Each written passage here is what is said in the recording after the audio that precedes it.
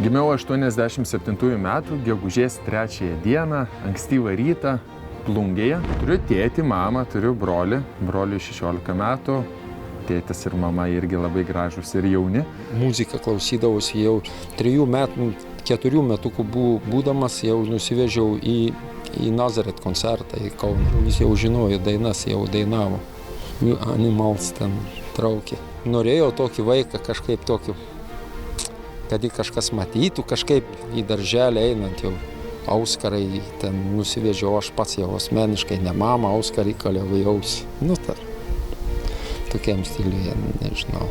Jį visą laiką auklėjom taip kažkaip, kad būtų geras, kad būtų nuoširdus vaikas, žmogus, kad nebūtų išdidus, kad būtų supratingas toks, kad būtų geras žmogutis ir tiek. 2006 metais įstojau į Lietuvos muzikos ir teatro akademiją pas Vladą Bagdoną ir Saulių Bareikį į kursą. Ta laikotarpį, ko gero, daugiausiai vyko tokių svarbių momentų, kurie pakeitė viską.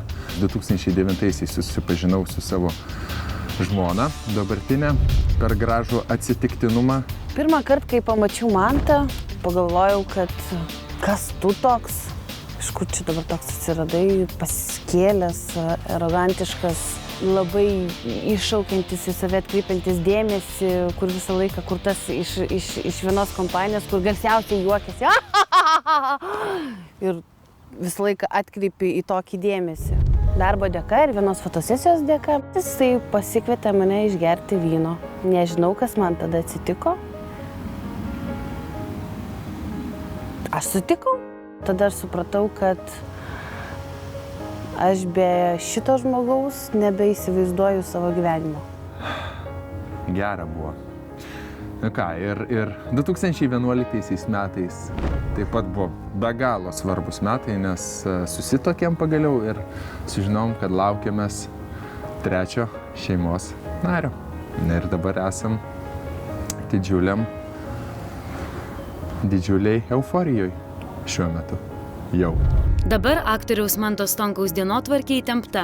Jis kuria humoristinius personažus LNK laidoje Dviračio šou, augina vasarą gimusią dukrytę ir plušą prakaituoja repeticijų salėje. Mokiausi, buvo didžiulė garbė atstovauti vieną gražiausių ir puikiausių, ko gero, tautinių šokių kolektyvų Kauškutis, kurie yra pasiekę ne tik Lietuvoje, bet ir visam pasaulyje. Turėdamas tokią patirtį, aš galvojau, kad gal turėsiu visai neblogas galimybės ir ant kviečių šokti pažadintą aistra parketo. Aš labai norėčiau nugalėti. Tu gali. Aš žinau, tu gali.